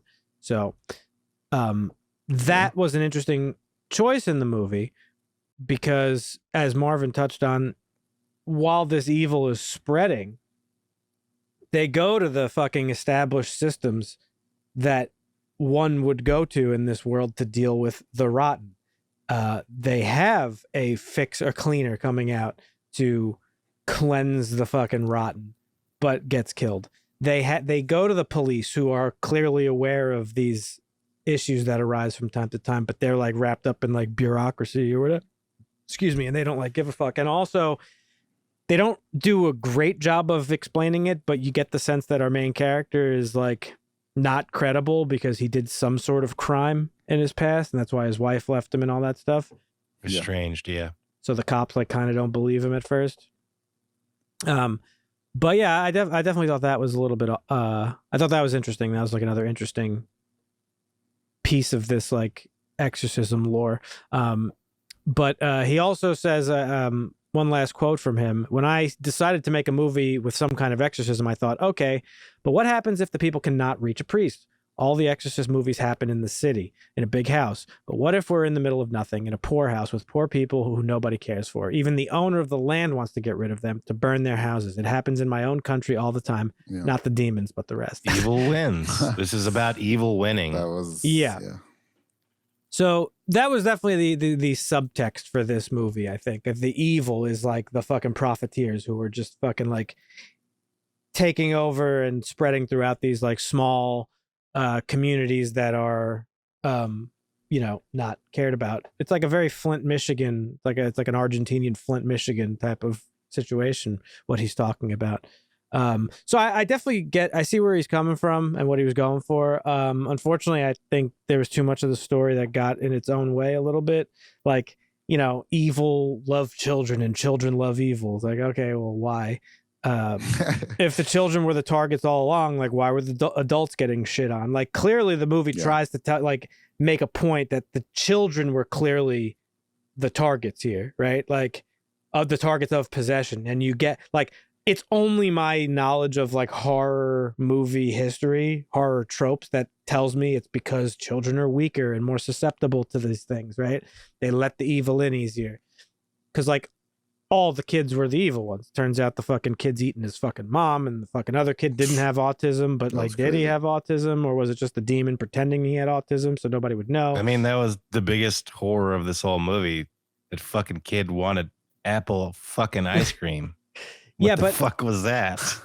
So, like, this is what I'm saying. The movie getting in its own way is like, by the end of the movie, you get the sense that like the evil, the demon, whom you see in physical form at the end, like, is born, and like fucking burns the fucking mark into his head or whatever the fuck. You get the sense that he's like Ultron in Avengers, because he is like one physical form, but also present in all the other children that he was possessing. Right. And that's how Ultron was in Age of Ultron. And it was like his main that's why physical they have form, to and then like all the other Ultrons, like his consciousness was in all the other robots. It was evil trying to birth itself, and that's why they have these specialists to go get rid of these bloated guys so that evil can't be born into a physical medium. And that's what ultimately happened in this movie. Yeah, I don't know. So there's just things at the end. It's like, well, why did he kill the grandmother? Like, why was the fucking autistic kid possessed? Like, it served no purpose. The only two possessions that really made any sense was the kid whose brother was like the original possessed body or whatever, who ate the fucking original cleaner. Like, that makes sense. The kid that was they let stay there, that had the little 38 that killed the specialist. Yeah, that was like that was like the plot twist. Like, he was the one who did the murder, right? Like, So, which we had totally forgotten about probably at that point. Like, I wasn't really interested. I wasn't interested in knowing who killed the cleaner. Yeah, no. I just figured like some weird shit. I wanted more explanations of everything else that I had no clue. Yeah. The reasoning behind. So I don't know. I just felt like by the end it left you with a lot of questions that like I shouldn't be asking by the end of the movie. I mean, there could be some, but again, ambiguity is too many. Ambiguity is perfectly fine, but the questions that I was asking were about like actual like things that I feel are important to the fucking plot. And the movie dealt with them in just like weird little like excuses for things to happen. Like, well, we need this cleaner to die and for them to discover the bodies. So how did he die? It was the fucking kid. Or like, but then like when they do it again, like, why did the autistic kid eat his fucking grandmother? What was the strategic purpose of that from the evil's perspective? I think that was just a callback to Myrta, the cleaner that their house they came through. She was explaining how how they found someone, the kid that they were trying to clean, or the person they were trying to clean from when she was in church, had eaten the family the night before, and they puked. So I guess it was just a callback to that, but it didn't really make much sense as to why. Just a relatable, like, this has happened before and it's happening again. But the scene with the brother towards the end. Go ahead. No, I mean, we were talking about ambiguity of things, and there is a fine line, and there's a point where we complain about too much exposition, where somebody will explain everything to you, and you're just like, well, that explanation is fucking stupid. Well, and it doesn't make any sense to me. And then there's no exposition where you're left guessing everything, and some of the questions that you feel like could have been or should have been answered in some roundabout way never were. And I feel like I agree with you that this leans more on the side of no answers, but I'm more on I lean more towards I would rather have more questions than hate the answers that I was given through exposition. Yeah. So that's why I think I lean towards liking this movie more, because I don't mind the questions and talking about it, because like it brings up interesting conversation. It's a very fair point, and it is a fine line. I'm going to reference It Follows again, because that movie executes what you're talking about perfectly. That movie's very ambiguous in terms of the rule set and the interesting thing about It Follows is that you learn the rules as the characters learn them by experiencing what they're going through. Right. It's only by going through and like a little bit of exposition from that scumbag in the beginning, because he's the one who figured it out, is like, oh yeah, like there's this thing, and when you fuck somebody, you pass it on. Like that's really the only established rule, and then it's not until like throughout the film, as these kids are like learning what's going on and dealing with it, that we also learn. So it's ambiguous. What was the one where they talked to the hand? What was that one? Talk to me. Talk to me. Yeah. That was one where they had all the rules and they knew them, but they didn't really explain how they learned them or anything like that. And so this movie kind of felt the same, right? It was just like, oh yeah, like you can't do this, you can't do this, you can't do this, you can't do this. But then you see him do all those things, and then you're just like, oh, well, that's weird. But like, why did all this other stuff happen? That makes no sense, because that wasn't mentioned. So it is a very fine line. It's not easy to do. But yeah, I don't know. It's just a shame because like they did build up such a nice lore to this world that we were in. I didn't hate the movie, just to be clear. I enjoyed it. No, it just kind of fell flat because like by the end it's just like, well, I don't know, it's just a lot of stuff. Like the scene with the brother, right, where he's driving and he like finds the wife the ex-wife who was like eating her fucking kid's brains. Was fucking like a fucking bag of popcorn. That shit was crazy. Yeah, so then he kind of like snaps and fucking runs her over. And then that's like not even addressed later on. He's just back at the house after the fact. Right. And it was like, and did he kill her? Because she was talking to him in the windshield, and it's like, well, what the fuck happened? Is he possessed now? So those are the questions that I was asking. Maybe it's because you're seeing it through like the brother's eyes that you really only get to see the effects that it has on their family. But they're really the only ones that are shown on film to be afflicted, besides the children at the school and the dead adults.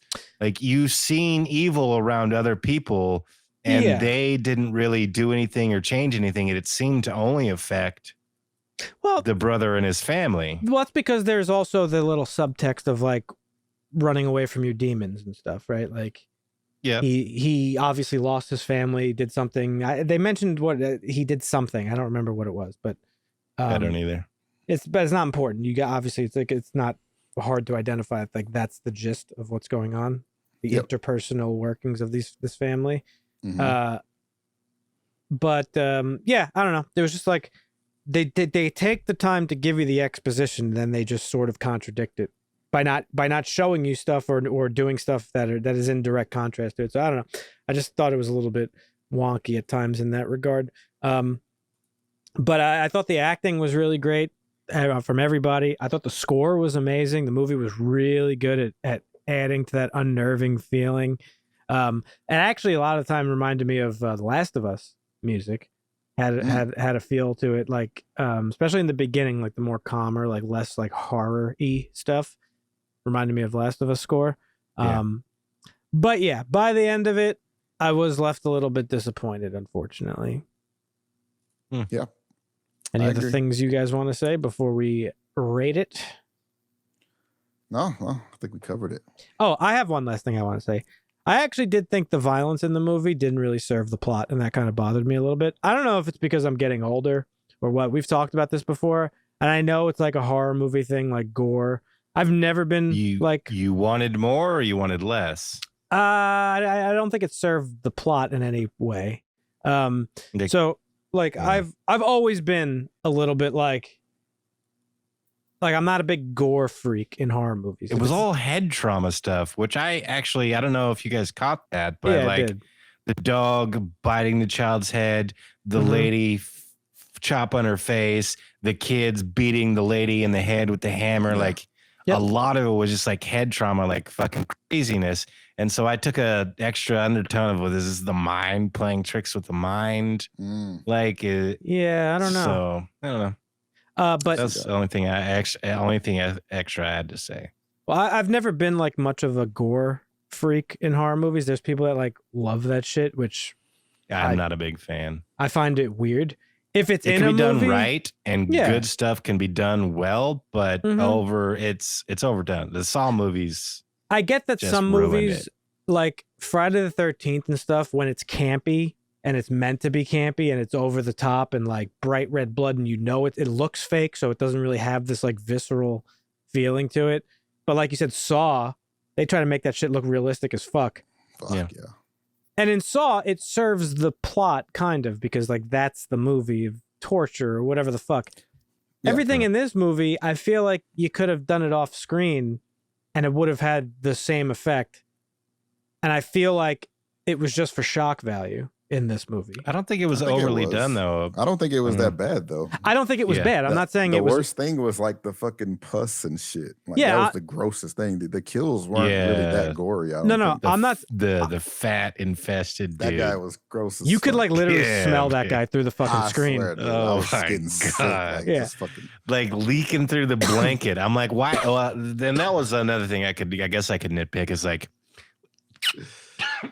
let's just lift this guy up with the sheets. And then the sheets rip and they're like, go get a blanket. I'm like, he's already soaking through the sheets. Why wouldn't you just start with a blanket? Like lift him up and put him on a thicker fucking like that was a nitpick for me, but no, I'm not saying I was like offended, but like it wasn't offensive to me. It wasn't over the top. I just didn't think it served a purpose. It was just there to be there. Like, you know what I mean? Like the dog biting thing is one that I think could have stayed. Because, fine, it's a shocking moment. You don't expect it, though I expected it. I was like, this dog's going to fucking snap at some point. Like, I totally predicted it coming. I'm like, that dog is going to fuck that kid up. Like, totally. But even still, it was a shocking moment. Yeah, it was. The axe to the face in the beginning after he kills the goat, and then, like, the axe just fucking instantly hits him in the head. That was yeah. Like, those two moments, I think, are fine, because they're shocking. It's a horror movie. Okay, cool. But the rest of them just felt like a little bit just like, why am I watching? Like, what's the point of having this? It almost reminded me of Infinity Pool, where you're watching him like fucking jizz on the floor. And like, you see it fall to the floor. Like, what's the point? The kids carrying the specialist off, the girl just keeps whacking her in the head. Like, okay, you got her. She's dead.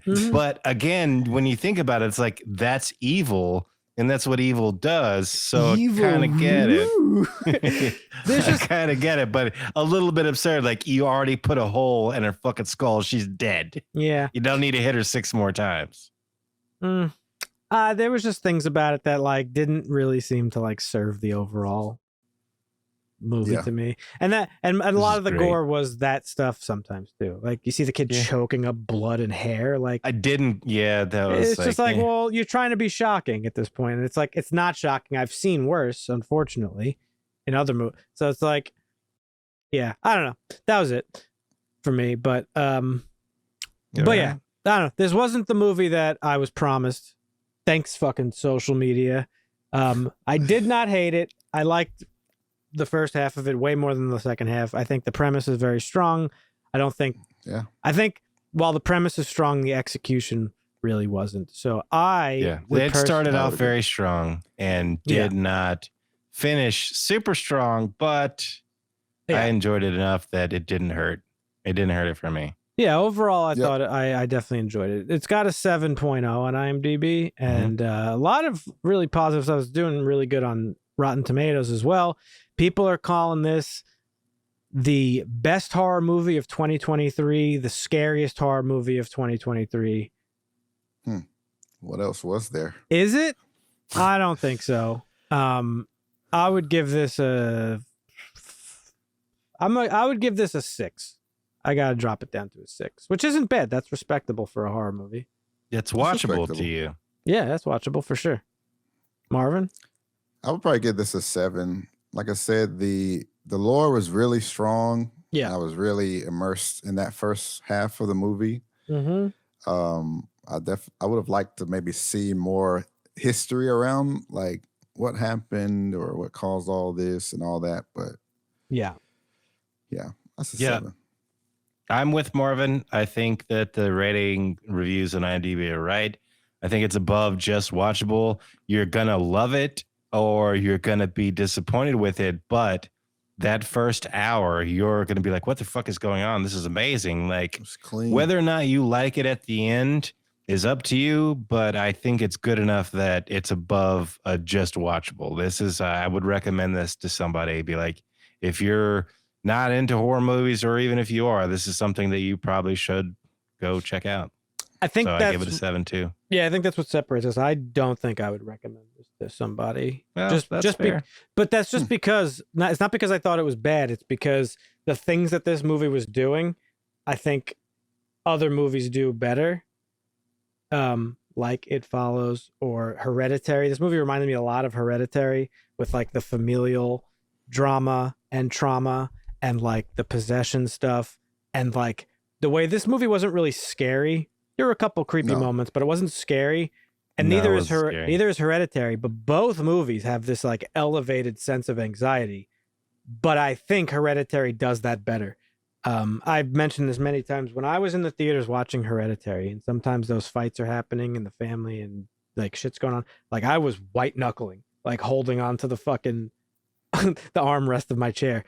This movie, there was a couple of scenes that made me feel that way, namely when they're at the gas station and the autistic kid is like moaning and they're arguing and it's like just a lot going on. I'm like, please fucking get the kid ice cream. Yeah. Right. Like, no, well, I mean, I knew right away when grandma was telling the rules, and it was like, you don't say its name.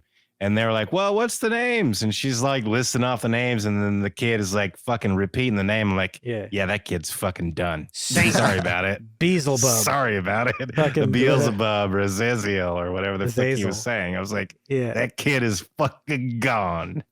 So, I do think other movies did like you were saying, did the anxiety portion better. But well, that's kind of what I'm saying. I do still think the lore in this was really strong. And maybe that's because I'm a fan of like... No, I thought the lore was great. Resident Evil 4, like it gave me like some type of Resident Evil vibes even with some of the stuff. So I just felt like, I don't know, we always say that sometimes you just have to accept that the potential evil is there. Evil and it's there. I thought it was cool that, like I said, that they changed the possession lore. It was just its own away thing. From the religious aspect. Yes. It's however, it's still part of the possession genre, subgenre. So if somebody came to me and was like, yo, I want to watch a horror movie about possession, what would you recommend? What are we recommending? Exorcist. I want to watch a movie that's like really not scary, but one that's like got really heightened anxiety and like it's just very anxiety inducing. I'm recommending Hereditary. You know, I like just... So that's what I say when I'm not going to recommend this. Like, there's other movies that I think are better than this, and with the same sorts of things, aside from the way the possession worked. You know what I mean? Yeah. If somebody says to me, "Hey, do you know of any like horror movies that deal with possession that aren't Christian based?" Then I'll recommend this. But like this is, you know, that's really about it. Yep. Well, and you know, like again, this goes back to where like the final piece of news. This could have been a limitation of funding from.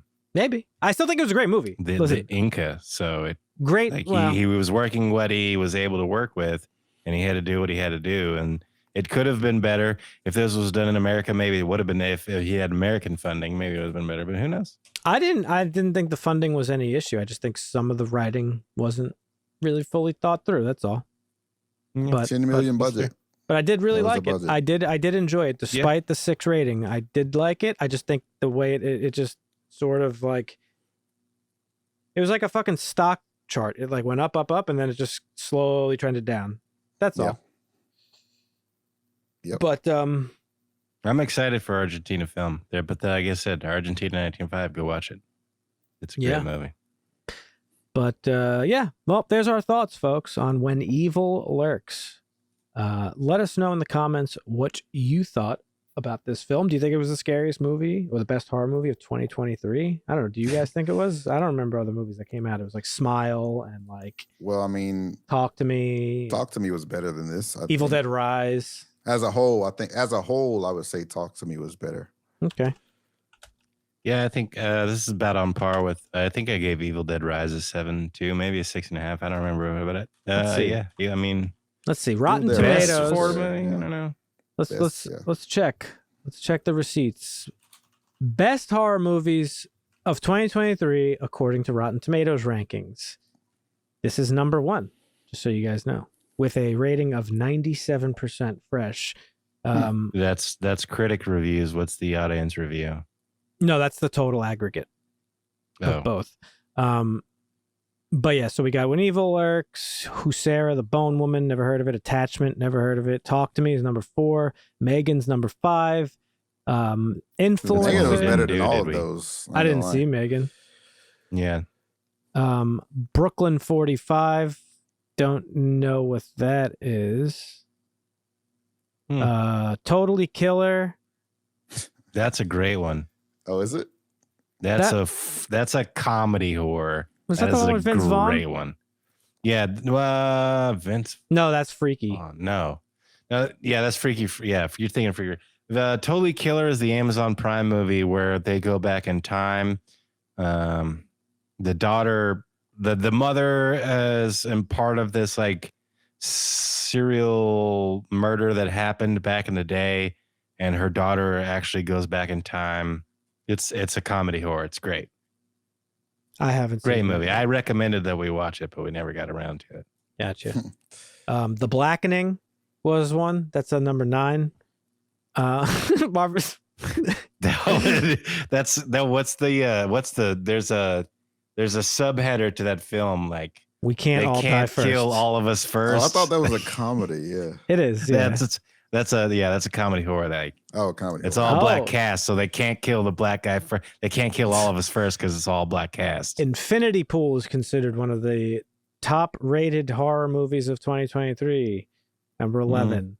We got Evil Dead Rise up there. So there was quite a few. That's crazy. Yeah. Infinity Pool is above Evil Dead Rise. No One Will Save You is in 2023. No One Will Save You is below Infinity Pool and Evil Dead Rise. Saw There's just no way. X, Scream 6. There were quite a few Scream horror 6 shouldn't films. even be anywhere on the fucking list. Nah, I mean, how many points away are we talking about though? Like, are we talking? No, like, I'm just saying this is. I'm simply saying there are, at least on this list, over 50.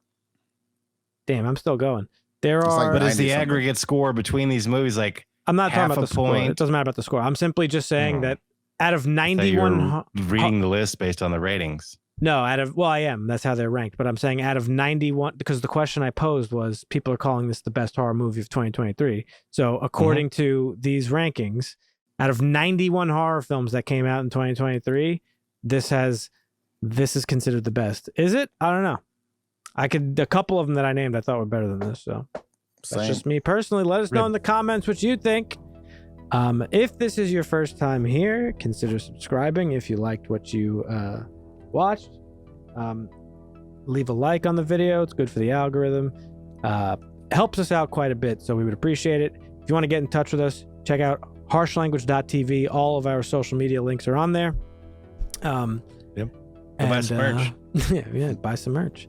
We'll be back next week. Same time and place. What are we doing next week? Did we figure it out yet? No, right? Oppenheimer. Nope. It's awesome. Oh, yeah. Next week's Oppenheimer. Oh, there's the truck cap. Nice. Mine is somewhere. They got the blue one. A little Nice. dusty. I need to clean that shit. Anyhow. Yeah. So we're next doing week, Oppenheimer because it's Oscars week. And then after that, maybe make Marvin watch or maybe another Oscar win. We'll see. all right. Well, thanks for listening, folks. We'll catch you next time. See ya. Costa.